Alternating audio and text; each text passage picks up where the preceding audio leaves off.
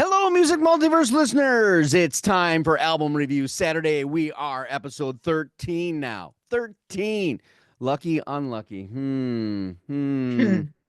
Well, the lucky part is if you're going the video route here, which you are, if you're watching this, you've got damn on the program. That's right. Don't get my version of it. Don't think what I think.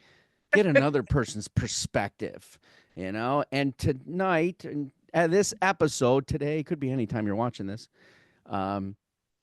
there is no safe point here, okay? On this Album Review Saturday, none of us know anything about any of these bands. I've never heard of them before, and that includes the other three at the end as well. So I had no preconceptions, no prior knowledge, and how we even come to this, I'll talk about it. But on the website is the three that we're going to do, written there by me, horribly this week, but still go ahead and give it a shot.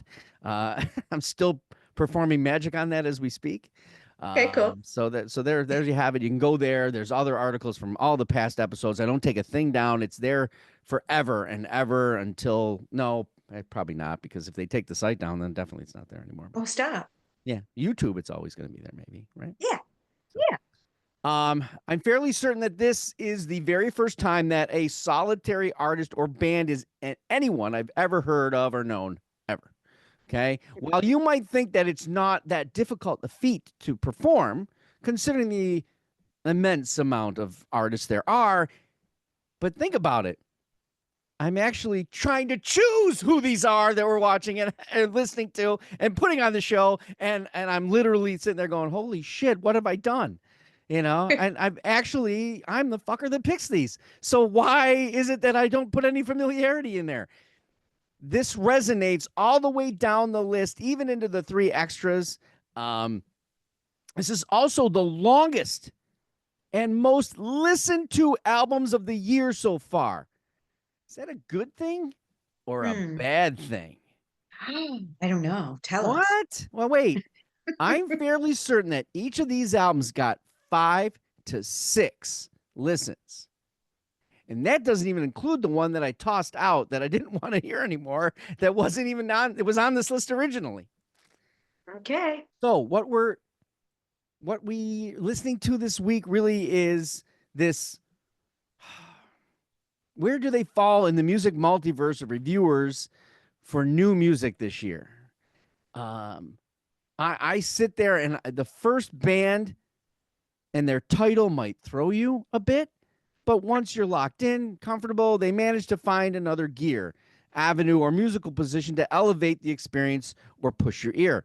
However, they never stray from the centerpiece, which we'll talk about. Our second band does the exact same thing with their name, leaving you contemplating what you might experience, and then they deliver what you should have been expecting, and they do it extremely well. Then we're off to some sort of spacey jazz modified journey in an odd psychedelia that's kind of a morphing atmosphere that has tons of elements that'll leave you contemplative. Familiarity be damned this episode, okay? You go out into the music ready to tackle whatever your ear experiences. Throw caution to your comfortability. Give the artist their due to expression, and then throw it on again, or throw it back into the sea of music infinity for someone else. The audio choice is always yours, but I recommend time this time. Right? So let's start with Bonnie Trash. Morning You. Okay, I'm warning you, the cover is exceptionally good at explaining the musical concepts, hard rock, gothicism that's emotionally tempering this record. Bonnie Trash is a foursome that's going to darken your green golf course. And that part you definitely get from the cover of Morning You. It's a question now of how they're going to deliver that imagery, track by track, as well as carrying that title, because that's a heavy title. It was intriguing to me, and one of the reasons it made this week's list, much to the probable chagrin of damn. I'm sure at the least that that's what I think from the start, but we'll see. Come on, haunt me. You've gone this far. You've got a band of female musical badasses that look and even exude what their record label title is, which is Hand Drawn Dracula. How do you get on that fucking record label, right? You know, let's Yeah. get into the female led darkness and memorial for the mournful, because the only way is through, right? Mhm. Twin Canadian sisters at the helm. We got Serafina at the mic and lyrics, and I believe Malia.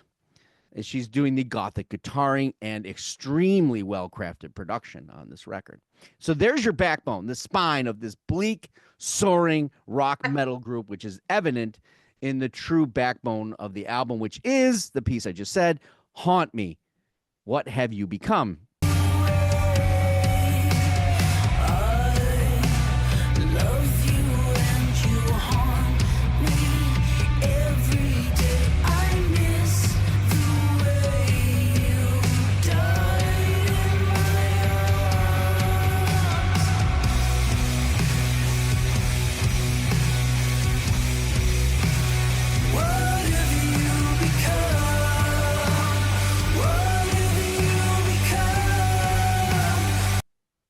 I have never heard of this band before, and I wasn't even sure whether they had a prior album or not at the time of writing the whole thing or putting this show together. As a matter of fact, I still haven't looked. But I'm telling you that this is the track that is that going down the river of wickedly possessive, gothic, impressionalized rock that you're going to do. Serafina's vocals will always be the beacon to everything there is for this band. And because she has that creepy spider-like legs. No, wait a minute. She doesn't have the creepy spider-like legs. Sorry. That's okay. It's like she's there, and the creepy spider-like legs of this band reach out past the lyrics. You know, the bass is coming at you, the drummer's coming at you, you know, and then the guitarist and her twin sister. Although I don't see the twin thing, but then again, one shaved their head and one didn't, so they're trying desperately not to look like each other. Even in the height, maybe one stood on a box. I'm not sure when the pictures were taken. I just that song. The songs all have this reach, right? And you hear it in the drums and bass of songs like "And in the End, I'll Wait for You." First of all, it's a really long title because there's the 3 dots in it, but I get it. The song echoes and dramatically fills with the passion of delivery of a female like The Cure. It commands your listening as if Nosferatu himself, the record label's got me now, was staring at you, compelling you to do so. It is the exact depiction of the cover, exudes the very essence of the cover's evocative position. But that evocative position, did the music reach? Damn, or did she shut it down? It was interesting, that's for sure. The description of them as being horror gaze. Okay. Ooh, Yeah. I did not see that. That's horror gaze, like shoegaze meets goth. Oh. Yeah. Yeah. So you got these song names like Grief, Veil of Greed, Hellmouth, Haunt Me, It Eats Shadows, Poison Kiss. Okay. I just needed to know more about these guys. So, or girls, or gals, or whatever you want to call them. But they actually got their name. They named themselves as a quip off of Johnny Cash, Body Oh, Trash. Yeah, okay. I don't know quite why. Didn't really delve into it. I read a little bit of an interview, but didn't really mean anything to me other than that. The one, I don't know if it's Serafina. Is she the one that's got the shaved head? Annie Lennox look. One of them looks. I am not certain. I didn't watch a I know. video. I saw one I picture of them, know. and because what was great about that is I thought it was all women, but you never know, right? So I it know. was good to have a picture that confirmed Yes. such things. Not that we're genre or not genre. What is that? What's the terminology? We're not. Hmm. Gender. We're Oh, not, I don't care gender specific wise, but hey, yeah, you know, yeah, yeah, all female gothic rock bands. Not too many survivors there. yeah, exactly. Um, they, they're from Toronto. They actually watched their first concert in Guelph. They may have been raised in Guelph. I don't know. They started recording in Toronto on Edward Street, but their first band that they saw was the Guess Who. No surprise there. Yeah. Um, what saved this album for me, the guitar was a turnoff. Okay. It's too loud, too fuzzy in most places.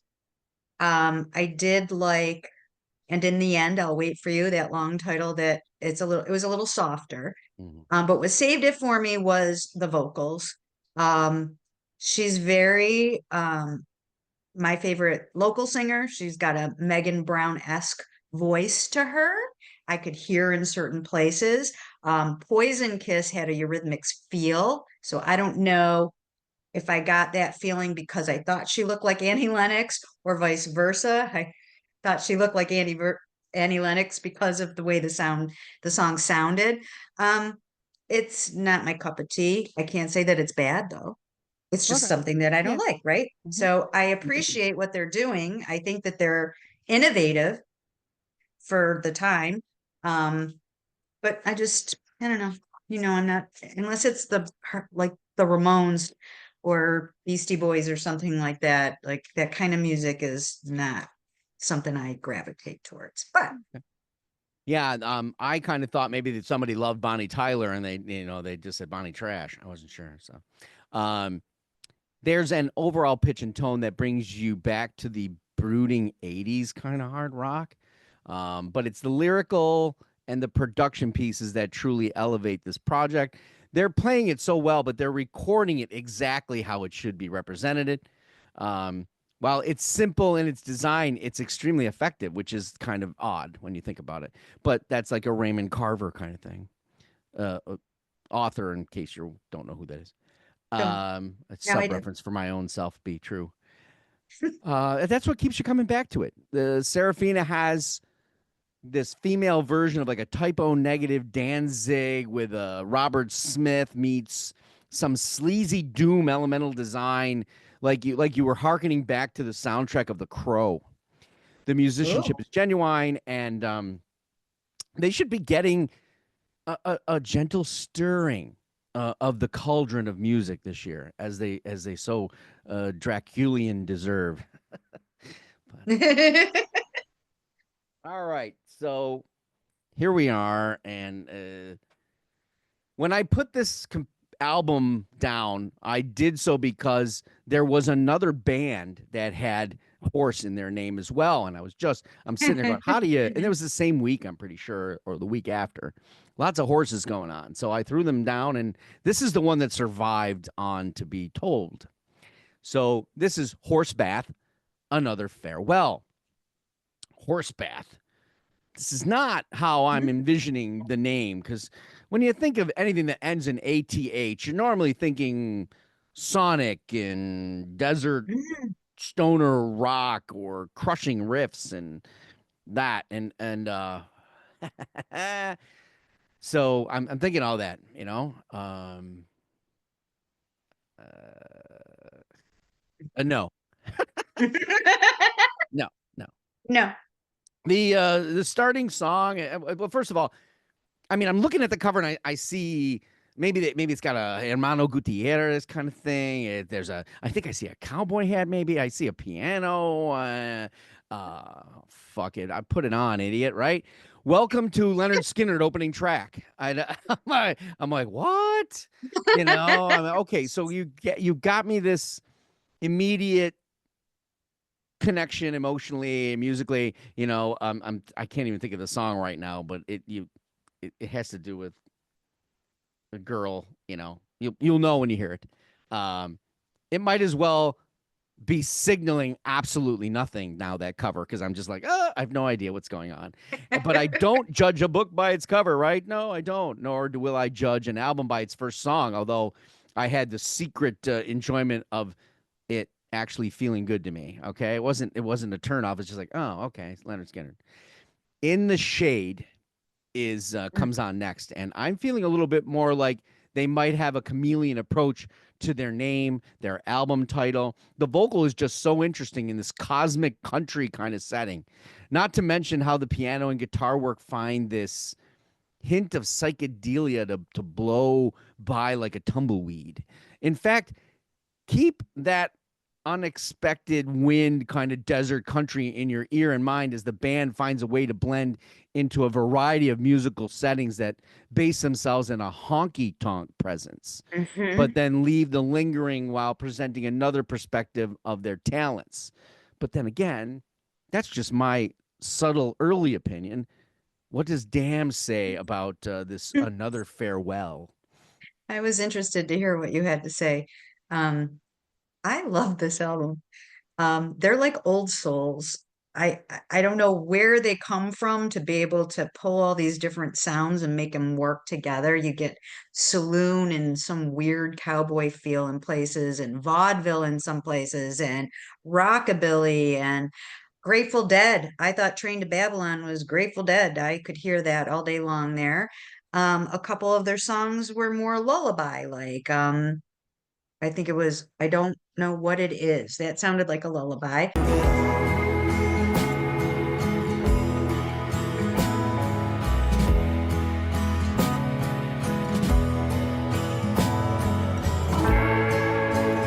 Don't know what it is. Don't know what it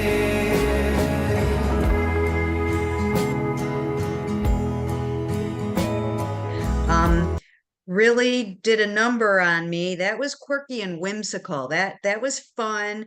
Uh, their influences, the band Buffalo Springfield and Leonard Cohen. Yes, I saw the Leonard Cohen reference. Yeah. Yeah, and Only in My Dreams was more a stage like song that I could see their, what they were trying to emulate there.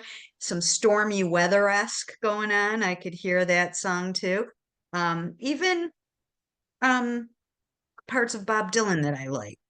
I could feel in this album.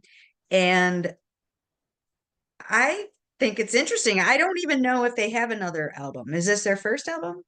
So while Do you you- might say I've heard this before, Yeah. you would be right. Have you Oh. really heard someone trying to pull this off in 2025 though? No. Mhm. Horsebath is, I don't know, basing their entire musical livelihood in their idea of bending a time machine esque kind of musicianship. And it's their debut. So how is it that your debut is called Another Farewell? Don't. So you have you done this and you've come back again and you're trying to see maybe they time slippers, right? I mean, Mhm. um, I'm kind of thinking that this is more of like clever cool. There's something else kind of mining its way through this underground country style landscape. And it is, okay. This is beautifully sung record that sways in a way, and then it goes through you a little bit, you got your Mhm. toe tapping, Yeah. which is something that country generally does, but the oddities of this don't. And you're there going, I don't know what it is exactly, right? Mhm. I mean, what are they truly muttering here? Considering the three brothers are all mutters. Keast mutter, Dagan mutter, and Neil mutter. Oh, and Anyway, there you go. so Horsebath. there's my ending thing, but this is a very interesting record to put on. It's got country, it's got alt country, it's got weird rockabilly, and it even has this Travis like vocal recording kind of, and Mhm. I think it's to be an interesting listen for a lot of people. So Well, Horsebath, it's those Another Farewell. It is the debut. And mutters always need a bath right after they run a race. So maybe that's where they came up with horse bath. Who yeah, knows? that's it. They That need makes to sense. tell us. Tell us. We want to know. Yeah. All right, it's not going to get easier from here. I know. All right, I know. Monde UFO, MOND UFO, and this whatever that is, Flamingo Towers. Okay, now we're really getting into the thick of an album cover, and no, we're not. No.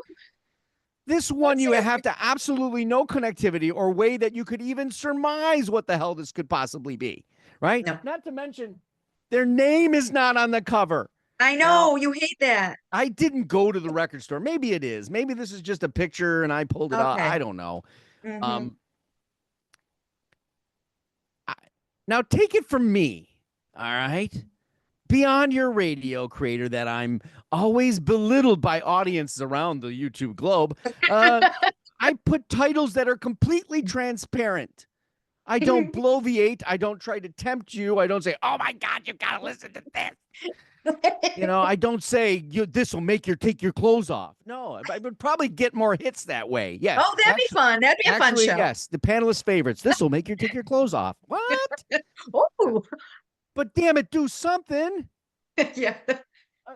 Electrical lines and someone drew a head of something. I don't even care. It looks like a astronaut or something. I can't tell. So how did I get there? How did we get Yes. there? Right? How does this happen? I'm resting comfortably at 222 subscribers with no thought process of expanding my empire and the global reach of YouTube. But I'm assuming that people as talented as this, or making this kind of avant-garde music, we'll call it, are definitely want to be noticed. Well, that's not going to get you noticed. When you're standing under a phone wire, you probably have cancer now, by the way. Anyway, it's not how you go about this, I don't think. But then again, who am I? This speaks again onto our digital environment and the hopes that if this, then this Spotify type of bullshit, right? Well, I don't know how you're going to get to them. Somebody else is going to be in the way that gets more play. They need the record store. They need the identifier. Disorientation is the best place to start to describe this record. Monde UFO has this weird psych jazz pop thing going on that they're not afraid to just bring out, boom, and slap it right in front of you. But they're afraid to put their name on the cover. So why are they so afraid to put their name on the cover? Again, why are they so afraid to give a better visual to the band and strive to make a better connection? I don't know. Well, it's kind of the same reverse principles of Beyond Your Radio. They're expecting the content to speak for itself. Okay? When you play it, you're gonna get it. In the case of Monde UFO, it's truly beguiling musical experience, honestly. Flamingo Tower is it's kind of in that same boat that I'm in. You got to listen. You got to watch. You can't chime out in a minute and a half, 10 minutes into a 1.5 hour video. Alex. Yeah, I like Flaming Tower is a challenging work of musicianship. It's kind of interwoven through pop, but it's not the pop that I remember. It's not the pop that people my age will remember. This is the new pop, the indie pop. It spreads possibly electronically, as the cover suggests. It's the cover. I'm really reaching. Sarcasm. Through waves that we are apparently not even completely aware of, requiring another listen, another pass at the task of grasping exactly what their sound that's coming in and intermingling with each track. It's truly like the idea of not being able to explain how something works, but it just does. Like I don't know how this works. I probably shouldn't even have it next to my head. It's just like the wire's there. Hello. No. Devil's food cake.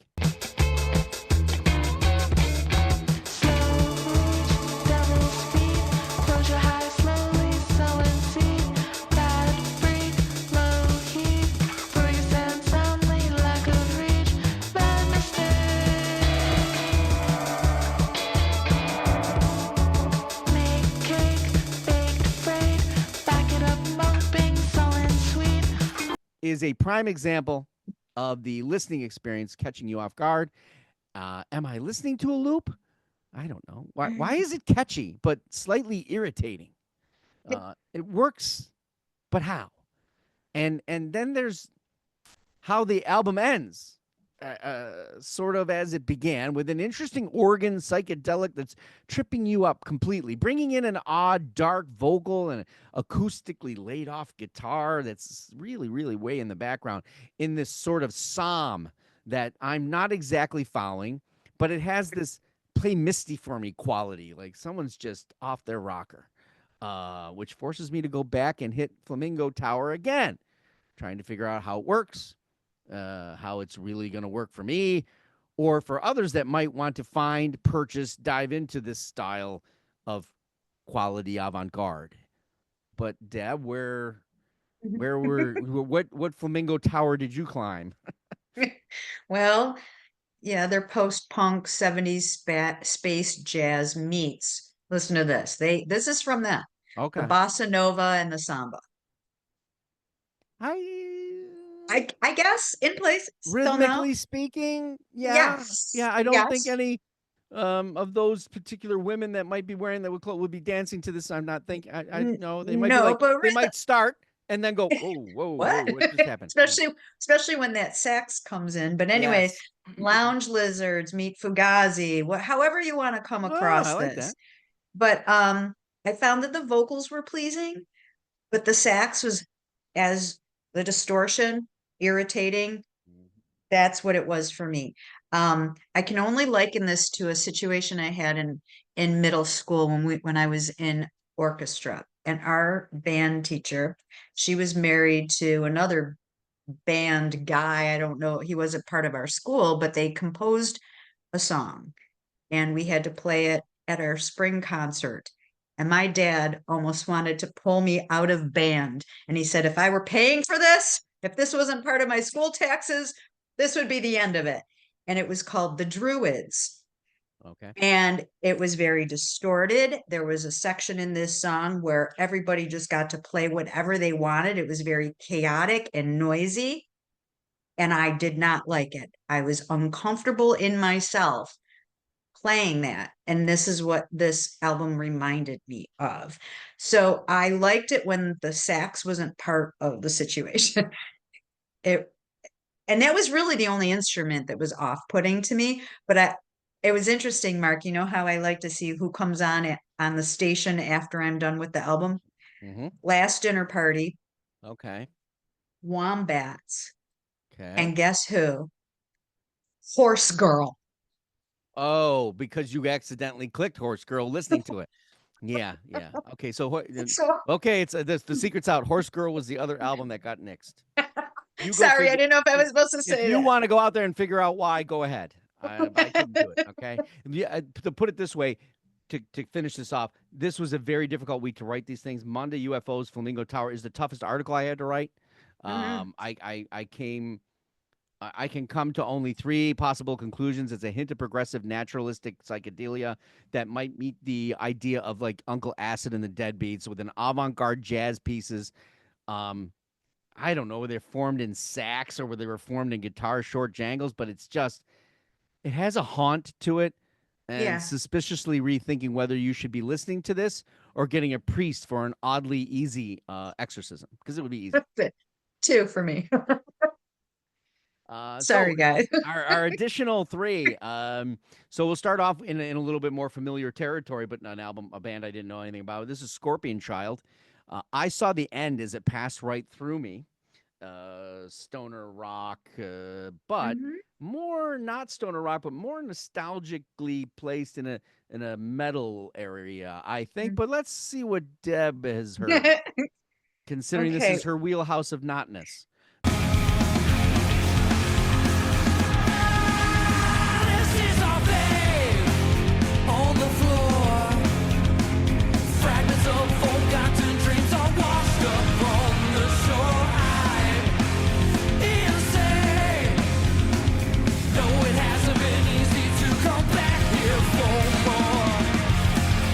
Yes, of course. Okay, so there's a frown face on my notes. Okay, that's well, I'll start with that. But the name of their band is actually the name of a cult song. Don't know, but I believe them. They said it was. They say that their influences, and I will name them and tell you whether or not I heard it in this album. Led Zeppelin, no. Black Sabbath, no. Rainbow, maybe. Uriah Heep, maybe. Okay. They're from Austin, Texas. Aaron and Asa. And I'm like, are they Amish? What's that all about? These old fashioned names with these guys that are relatively young. I didn't know any of the bands that came up after I finished the album.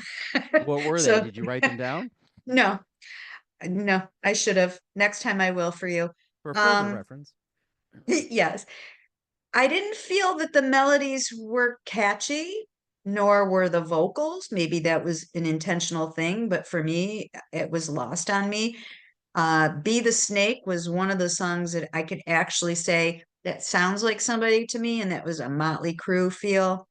Um, and Hanging Sun, I thought that was a pleasant song, but there was just not enough for me on this album to give any more than just not my cup of tea. I be honest, I listened to it only 2 times. Okay. I liked Bonnie Trash a lot more. I get it. I get it. So yeah, it's depicted kind of well. I honestly, I don't think this reaches the stoner rock arena as I thought it might, based on the cover. Mm-hmm. It did have that more metal attunement and maybe a little Mm-hmm. progressive nature. I see that. I hear the Uriah Heepish kind of idea, but what Mm-hmm. I got out of it was a little bit of old school Queensryche. Oh Maybe a yeah. little bit of Operation Mindcrime and backwards a bit. Mm-hmm. You know, it's a two-piece, right? That's rough to accomplish that kind of Mm-hmm. sound. So a lot of production Yeah, things going on there, but true.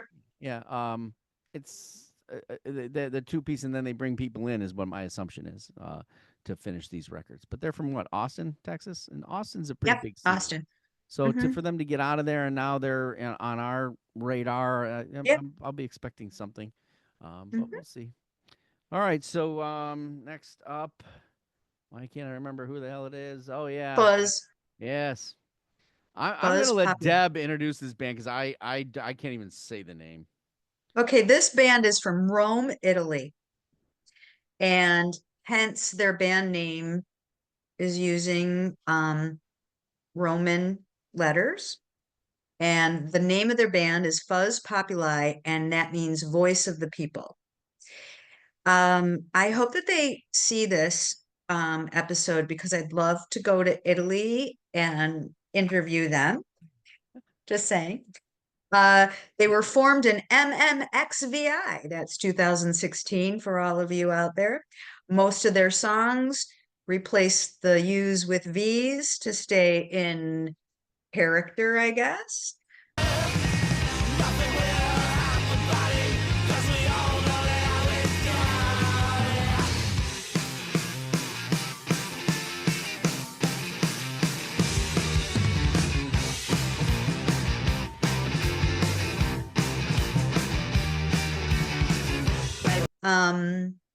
They're self-described as fuzz attitude rock and roll.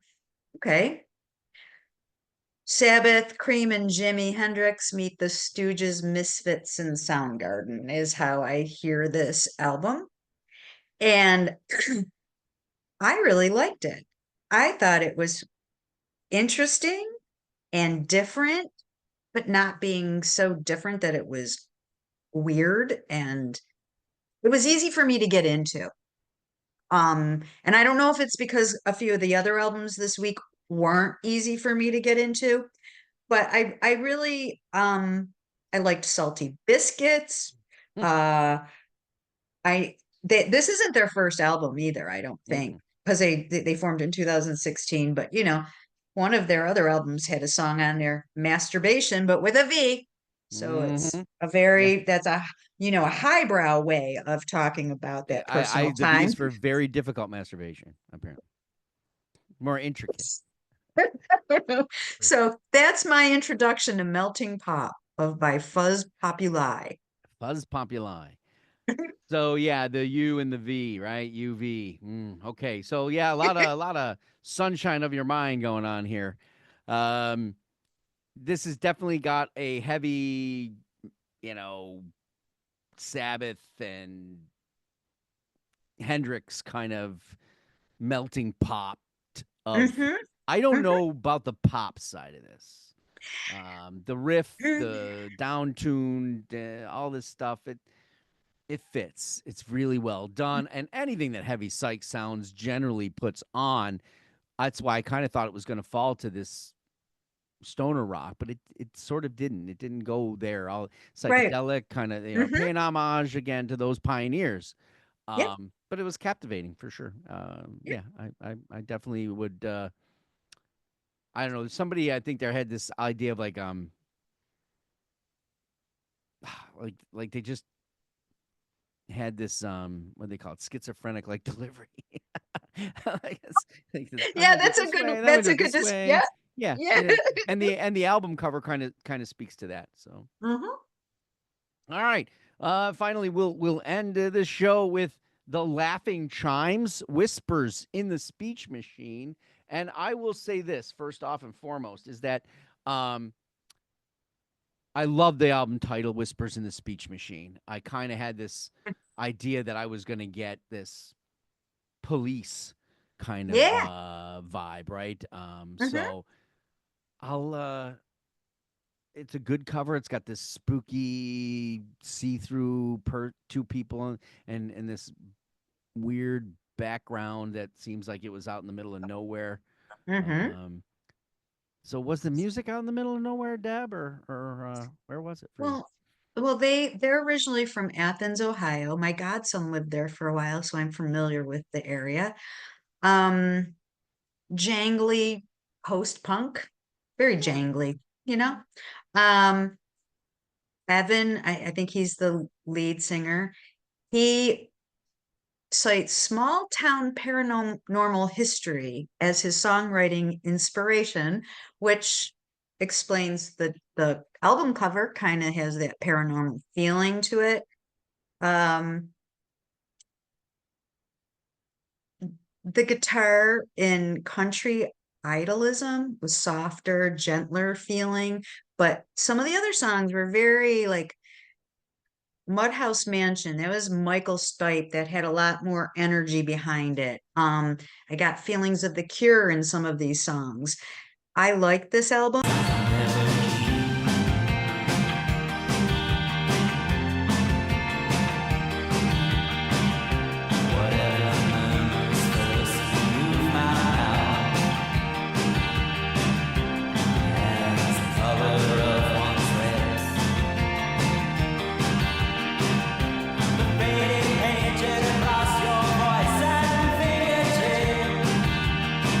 I only spent a small time on it. It was one of the last ones I listened to. I think probably because I took one album off of the plate and started with another one. But I don't know much other information about them. Um, but I don't know when they formed. I don't know if they've had other albums. What did you see in that arena? Because I Well, think like that I like first, them. yeah, first and foremost, I was pleasantly surprised. There's a lot of mood and Yeah. I don't know, like a presence Yeah. throughout, right? And I think that's the idea what the album cover speaks to it, right? And here we go back again Hmm. about the album cover. I Yeah. don't know about regional flavor. I feel like Ohio could be anywhere. So Mhm. just like Buffalo could be anywhere except for chicken wings. But yeah, there's a lot going on here. Mhm. I want to say that the Michael Stipe thing kind of that was one of the things about it. I was expecting more from the vocal and it didn't rise to the occasion, but maybe it wasn't It felt supposed like to. I know, but I felt like it was just there and just a little bit short of what I thought where it was going to go. Yeah, yeah. I mean, this is a short record if I remember correctly. Yeah. It's not. It's only Hmm. like 30 minutes, if that. I think. Right? Am I wrong? Yeah. Maybe. I mean, they have other albums I didn't go back to from prior.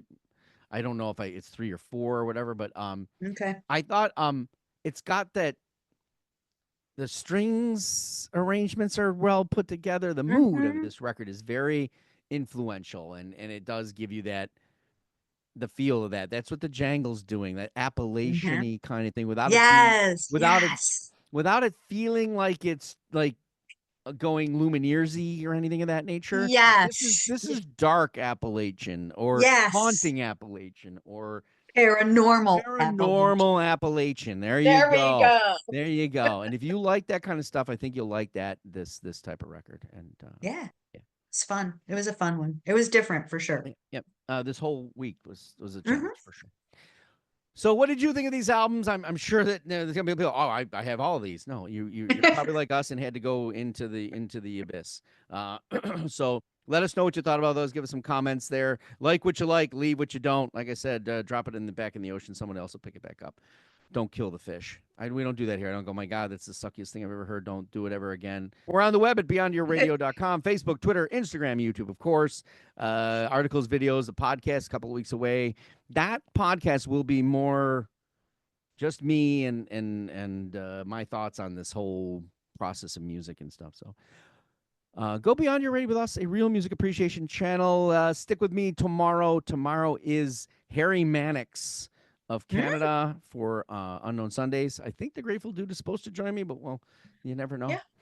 Cool. I want to thank Deb for doing this 13 times. We'll try for 14 next week. Thanks for watching and happy listening. Bye.